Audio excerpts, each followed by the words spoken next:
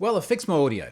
It turned out to be easier just to sit back at the PC and actually use the proper setup in my office rather than muck around with all the plugs.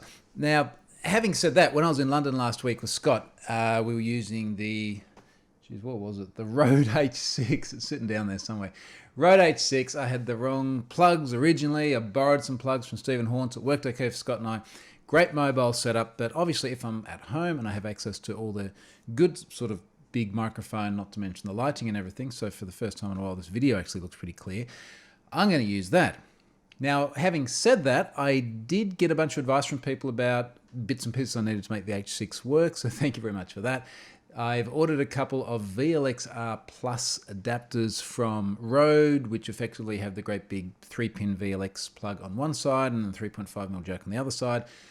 3 pins being one of those can supply phantom power to the microphone. In theory, this should work fine. Hopefully it arrives today or Monday, today being Friday, because Tuesday I'm going to go off to Sydney. So Tuesday I'm going to do a whole bunch of things for Microsoft, so I'll talk about those in a moment. I will be recording this remote again on Tuesday, so hopefully I've got the plugs there and I can do it properly. Very nice to be back in Australia and have decent coffee too. And now it's a funny thing. Very often I've said this to people from overseas, and they're like, what do you mean like Australian decent coffee? Like, isn't it all just about like beaches and sunshine there? And yes, that's a very important part of it. But Australia definitely, by far, has the best coffee in the world. Everyone who comes here says this. Honestly, it's a thing. Just trust me. All right, moving on. So, yes, I'm obviously home from London, still jet-lagged as hell, up at stupid hours every morning, and just doesn't seem to be getting much better. It only sort of takes about a week, and I'm, 5 days in? So hopefully another couple of days and I'll start to settle down. I mentioned Sydney. So next week is Microsoft Ignite, or I believe it is now Microsoft Ignite The Tour, because it sort of goes to different places. So I've got a number of things coming up in Sydney, and frankly, I'm not sure what they are. I'm going to literally open up my diary.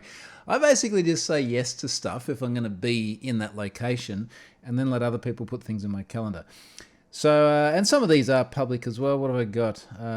Oh, here we go, Tuesday. So Tuesday, I'm going to do a Cloud and InfoSec Q&A with Simon Waite from Microsoft with the Azure user group there in Sydney. I've done a few of those with him before. That's a freebie.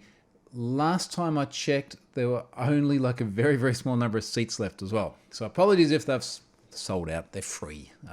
Apologies if there's no seats left. I'm going to put a link to that in the notes here anyway. If you are in Sydney, that'll be cool. Mostly because I haven't prepared anything and I've got no idea what we're going to do. I sort of said to Simon, like, can we just make it an AMA? Because that way I don't have to prepare any stuff. So yeah, it's going to be mostly AMA. That'll be fun. Wednesday, I've got some Microsoft Envision MVP pre-day stuff. I'm doing some CISO stuff on Wednesday. Thursday, Friday is the Ignite event. So if you're in Sydney and you can get to Ignite, come along there. I appear to be doing a panel discussion, apparently, and some other stuff. And I'll just work it out from there. And then after that, I'll be back home. And it is my sincere intention to not travel anywhere for quite some time. So we'll see. That's the intention. We'll see how it works out. Now, getting back to other things, business things, cyber things. What I thought I'd do today is I've got a couple of things that I definitely want to talk about that were already on my list. And then I was just sort of having a look at my tweets since last week in London with Scott.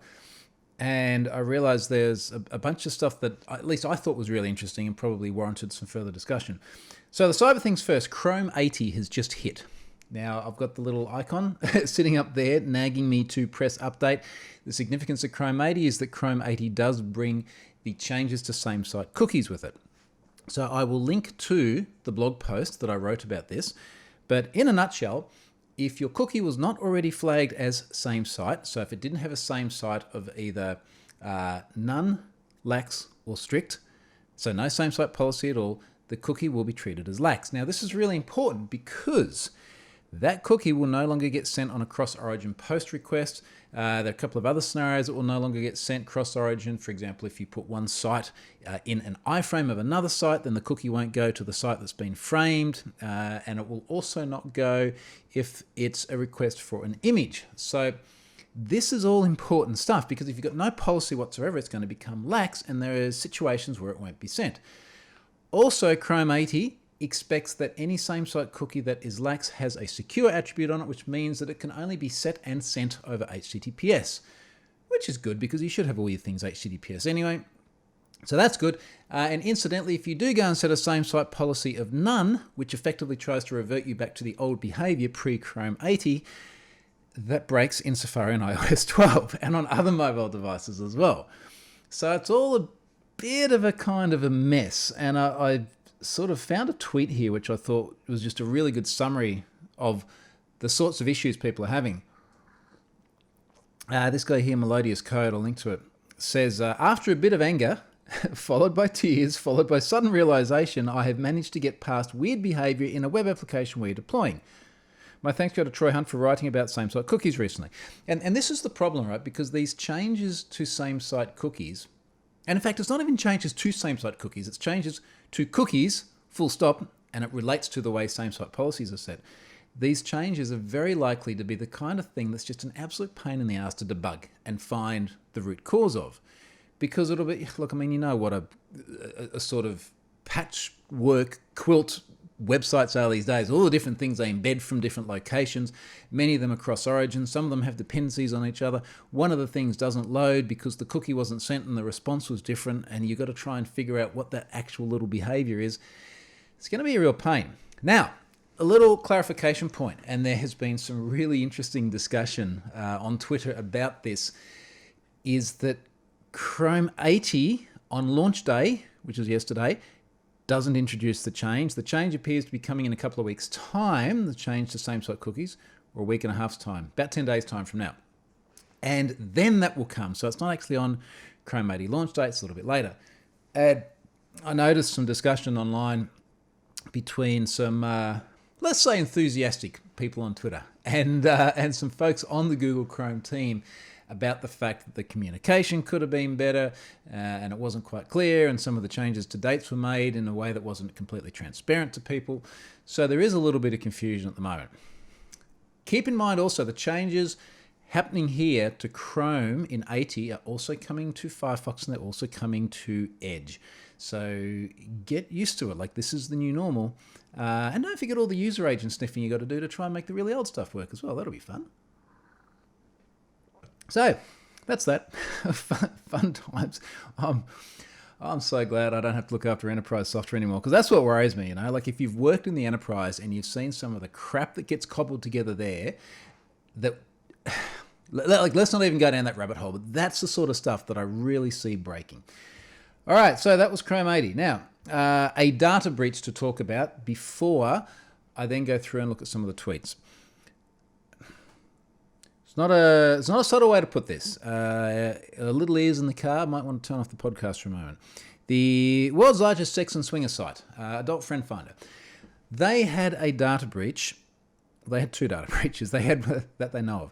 There was one data breach in 2015. Now, back in 2015, I remember this actually because it was quite the year for data breaches of sites of that nature, because that was the year that Ashley Madison was breached back in July 2015. It was then the next month that the data appeared all over the place.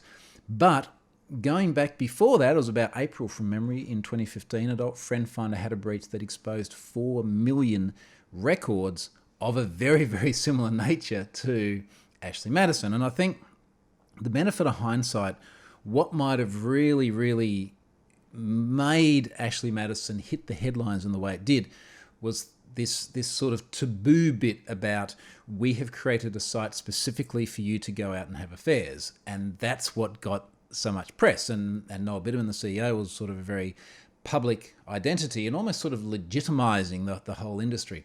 So I think that's what really, really got the attention. Now remember, Ashley Madison with 30-something million records. Adult Friend Finder Data Breach version 2 happened in October 2016, and that was some number of hundreds of millions of records. Now that is a lot of millions. Now I'm just going to try and find the actual story that I'm linking to here.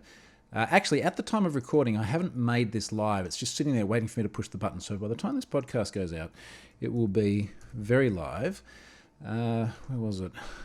Adult Friend. I was on. I'll tell you what, the things in my browser history.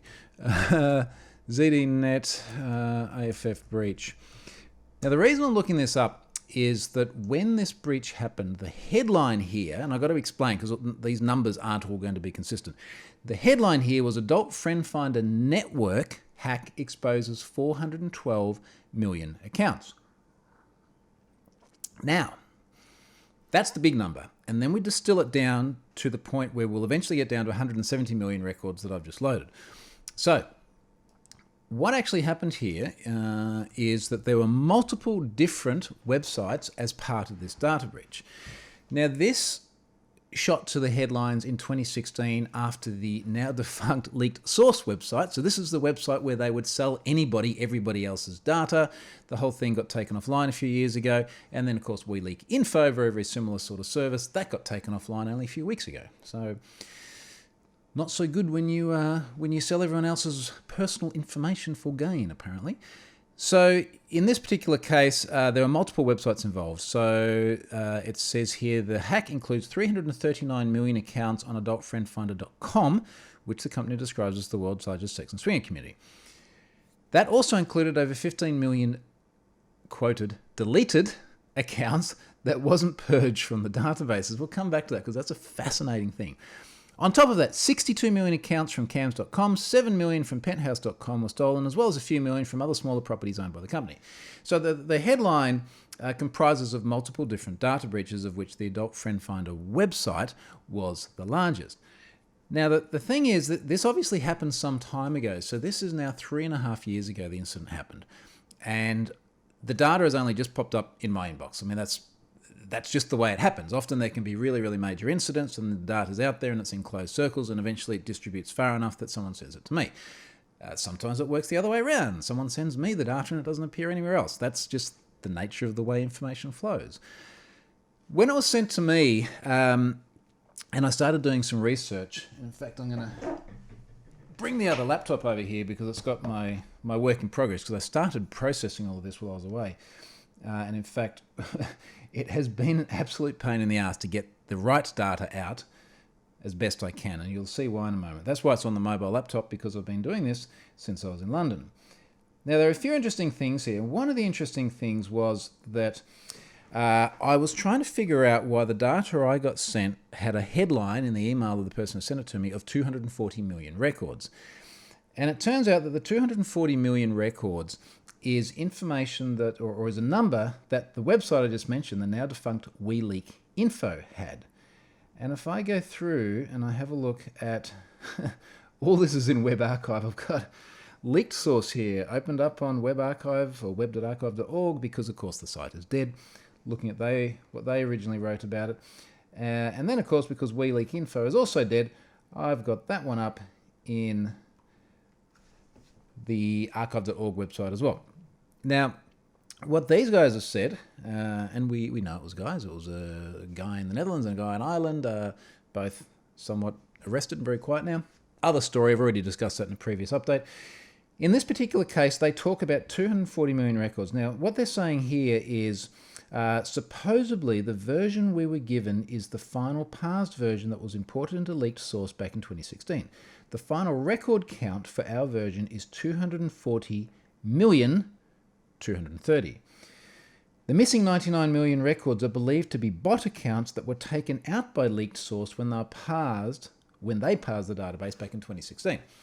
So that original headline from ZDNet, I'm back in Australia, ZDNet, which was 412 million accounts, filters down to Leaked Source found 300 million something, filters down to 240 million, which We Leak Info is talking about. All of this data is sitting in a total of 29.3 gigabytes worth of 11 different .SQL files to restore into a MySQL database. I went through more due diligence than what I normally would just to try and figure out why the numbers didn't match up. So I restored them into a MySQL database. I found exactly 220 million rows, 220 million on the nose, exactly precisely, which I think is a little bit odd. It's within 10% roughly of the number that We Leak Info reported here. But then once I actually took a distinct count of all those, that's when the numbers started to change and get even less. So I wrote about them here. The distinct, so 220 million exactly records, in the data I was sent that distinct records were 199 million. But then there's the point about the air quotes deleted, which was mentioned just before. And what this is so shady. I mean, big shock, right? Like the world's largest sex and swinger site turned out to do some shady stuff. What they appear to have done is when an account has been deleted, they change the email address by adding an @deletedone.com at the end of it. So you'd have like john@gmail.com @deletedone.com. So once you actually replace those @deleted out and you take them out of it, the 199 million came down to 169 million. Actually, rounds to 170 million. It's like 169,746,000. So call it 170 million. So that is why the number being reported in Have I Been Pwned is 170 million, whereas the headline here in ZDNet is 412 million. Make sense? So anyway, that's going out. I'll push the button on that after I finish doing this weekly update. So fascinating stuff in terms of data breach land. And that's also why I haven't loaded many data breaches in the last week and a bit, because it's taken a lot of time just to try and get to the bottom of that. Incidentally, these things are never quite, well, sometimes they're perfect. Often not quite perfect when there's large amounts of data that have been passed between different people. And I have to sort of get to the point where it's like, am I confident enough this is legitimate and accurate enough? Is it like 99% there? And if it's 99% there and there's like the 1% that's missing, okay. And this does appear to be at that 99% mark. It's not the 100%. It's good enough. All right. On to some tweet stuff, because there was a bunch of interesting things when I was just spinning back through this that I thought happened, or a bunch of things I thought was interesting, over the last week. A number of things here. NEC had a data breach in 2016. Turns out they took a long time to talk about it. That wasn't so good. Scott and I mentioned the other day, actually, when we were in London, about SSL Labs starting to cap grades to B if the server still supports TLS 1.0 or 1.1.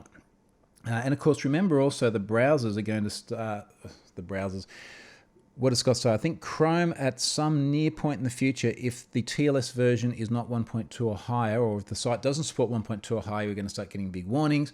So obviously the writing on the wall from everyone here is 1.0, 1.1 is on the way out. Incidentally, last week I think I said in this update, I'm not sure if on Cloudflare you can just configure the TLS version. You can, and I've actually had it on 1.2 and above on Have I Been Pwned for quite some time anyway. And as far as I know, no one said they've had problems with that. Some people probably have, but it's going to be a fraction of a percent. Another interesting thing here, this caused some arguments. So the EU Parliament has voted for all tech companies to use the same charger, which is effectively USB-C. Now, I feel reasonably happy about that because I'm looking at all the cables that I've got in my desk here. There's a lightning one just there. Here over here, what's that? It's a micro USB. So the lightning is for the iPhone, and then there's a micro USB here, which is charging a Lenovo tablet that I just haven't fired up for a while. There's a USB-C here, which is charging the iPad. There's like 3 different plugs right here just for my 3 mobile devices. And I didn't set this up either. I literally just looked around me after I read that headline and went, geez, I've got a lot of plugs that are all different here. I think this is a positive thing, and inevitably USB-C is going to be the format moving forward. I think that's positive in many ways. I'm very happy not to be using a lightning cable anymore in the future. Some people, who frankly I think just like arguing on Twitter, apparently that is a big thing on Twitter, was sort of like, that's not good. Consumers should be able to choose. It's like, no, like not in this area. Do you think anyone goes into the shop and goes, well, I'd really like an Android device that takes a lightning cable, or I really would like an iPhone that can do micro USB or something like that. No. Consumers want to plug the damn thing in and have it charge and have it to connect to the devices they need to. And we do still need to connect into a physical charging unit as well. It charges a lot faster than what you'd get with wireless charging. I love wireless charging. I've got another unit here with yet another plug on for wireless charging for my phone. It's great, but it's not the same as being able to charge over a cable. And of course, there are other peripherals and things like that that we often need to plug into these. I appear to have lost my iPad Airs the other day. iPad Airs. What are they? iPod Airs, which on the one hand is very annoying because it's just hard having phone calls. On the other hand, is obviously a sign I need a set of iPod Air Pros Told you I'm jet lagged, didn't I? Anyway, regardless, it is happening. We're moving forward on that. Here's an interesting one. People are still getting, speaking of Ashley Madison and adult websites, people are still getting blackmail attempts due to their presence on Ashley Madison. Isn't that amazing? 4.5 years on, still getting blackmail attempts. So this person here says, sound familiar, right, Troy Hunt? Dear Ashley Madison user, I know everything about you, pay up or else. And there's an Ars Technica article about it. I'm not going to link to all these either. They're just in my tweet history from during the week. So that was an interesting thing. What else was in here that was good? Litigation stuff. Oh, eBay appears to have got their Twitter account either popped or they authored it to some other app and someone got access to the other app. But there was a little bit there where Our Mine, a group who seems to have been very good at doing this in the past, managed to go and tweet via their account. They said in the tweet, "We're here to show people that everything is hackable." Like, okay, that's a fair point under the circumstances. To improve your account security, contact us. Contact at ourmine.org. For security services, visit ourmine.org. Do you reckon anyone sees this, sees them take over a Twitter account, and then goes, I reckon we should get these guys in? You know, like I reckon we should trust them with our security things. It's, I don't know, maybe some people do. Be interesting. If you've used Ourmine services after seeing them pop other accounts, let me know. I'm curious now. So that's interesting. Here's another interesting one too. There was a password manager, Dashlane, in a Super Bowl commercial. Now this would have cost an absolute bomb for them to do. Obviously any sort of Super Bowl commercials are absolutely massive. And I just think it's a really interesting sign of the times to see a password manager and even just the concept of a password manager blasted out to the masses in a super, super expensive advertisement. And I think that's a really, really positive thing. I don't care which password manager it is. I just like the idea that it's out there in front of people and getting the idea of creating secure passwords into the psyche of football fans. And, you know, inevitably that is a lot of people. So that's interesting. What else in here? Oh boy. Microsoft forgets to renew certificate. Teams goes offline. It's not the first time for Microsoft either. It's a joyful thing about being independent, having Microsoft titles but not really any accountability. Not like a permanent employee or something. I can talk about this. And, you know, look, I guess in fairness to Microsoft, loads of companies have forgotten to renew certificates. And the point that I was making here, I quote tweeted this, I said, adding this to the list of references for next time a commercial CA talks smack about automated cert renewal. Certificate renewal is important. It happens on a regular cadence. Now, whether that regular cadence is a 2-year cadence or a 3-month cadence, it is regular and it's repeatable. This is something that should be automatable and also something that is monitored for when certificates are obviously approaching renewal time. So this to me is a ringing endorsement of not just Let's Encrypt, but Bypass in Norway or whoever you want to use, and using an Acme protocol and having the whole thing automated and monitored. I mean, this is what we want. Stop manually renewing stuff. Now, with that said, certificates for something like Microsoft Teams may well be a very different kettle of fish in many ways to renewing the certificate automatically on haveibeenpwned.com or something like that. So it might be more complex than what it looks on the surface. But it is a really good reminder of what happens when you don't renew a certificate. Like, stuff just breaks. So there was that. Other things that are coming up. What else is coming up here? Oh, I got a whole heap more Scott Helm stickers. People are very happy with the Scott Helm stickers. And rather than say it out loud, just in case we have little ears in the car, I'll show you what a Scott Helm sticker looks like. Because I do still have a great big stash of these, which are sitting on my shelf. But I ordered more, because every time I travel, people are very excited to get themselves a Scott Helm sticker. So if you see me at an event and you want a Scott Helm sticker, I will give you one on the proviso that you stick it somewhere interesting, take a photo and share it with Scott. Don't stick it on the Great Barrier Reef. Long story, just don't do that. So that was there. Toll Group. Toll Group tight-lipped on alleged ransomware attacks. So Toll, which has a whole bunch of logistics stuff here in Australia. I'm not sure if they're in other areas as well. Not so good for them. That's not worked out so well. Someone here has had a tweet which a bunch of people have pointed me at, and I thought this one was really interesting. There's a guy here, John Oberheide, tweeted a few days ago. Now, this has got over 5,000 likes, 2,500 retweets. He says, whoa, what? Google Photos. Google has sent out a message saying, we are writing to inform you of a technical issue that affected the Google Download Your Data service for Google Photos between November 21, 2019 and November 25, 2019 when it was fixed. Now, it says, between those dates, our records show you requested a Google Download Your Data export, which included Google Photos content. Okay, fine. Second point, however, is, unfortunately, during this time, some videos in Google Photos were incorrectly exported to unrelated users' archives. One or more videos in your Google Photos account was affected by this issue. So, hang on a second.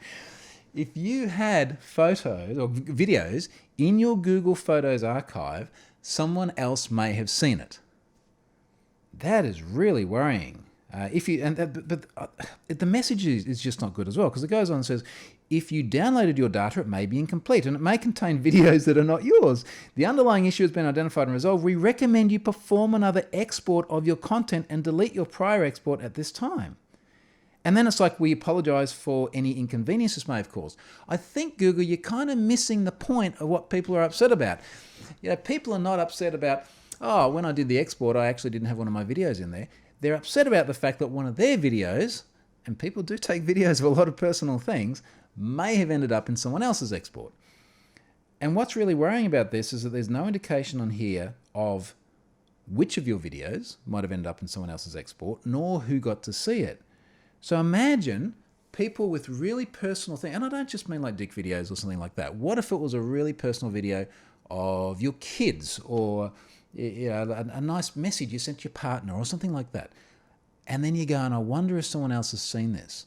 I wonder if someone else now has this and might replicate it or might use it in a way that I never expected. And that is just horrifying. And I'll tell you what, more than anything, this to me was a reminder that every time you digitize something, you take on risk. Now, I actually wrote something years ago that some people got upset about. It's the internet.